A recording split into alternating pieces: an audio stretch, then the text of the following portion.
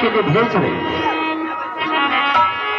मैंने जाने के लिए रानी तैयार हूं दल का घर, लेकिन मेरा एक सवाल है रानी, दल का घर जाने से पहले रानी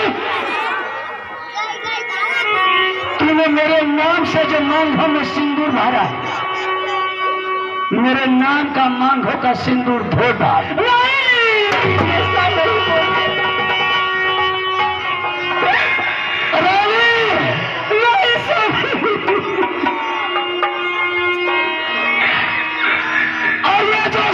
सिंगार है रानी, मेरे नजरों के सामने तू तुरंत खोल करके गंगा जी में फेंक दे। उसके बाद मैं ये राजमहता को छोड़ करके दल का घर जाऊंगा।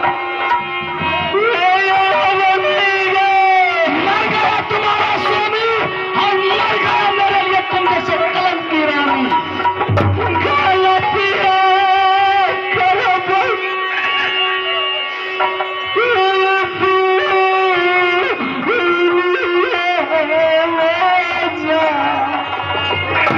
मैंने ऐसा नहीं सोचा था रानी कि तूने मेरे साथ विश्वासघात करेगी।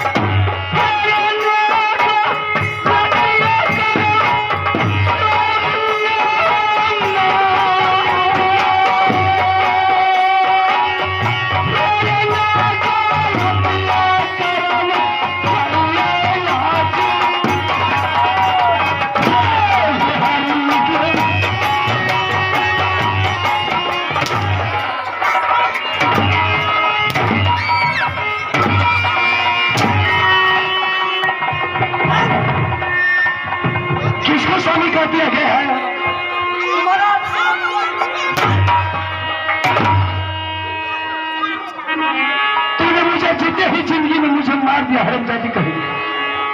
जब तूने मुझे मार दिया तो तुमसे लोभ लालच मुझे कुछ नहीं रहा।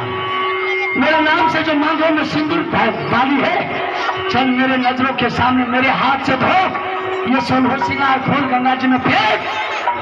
मेरे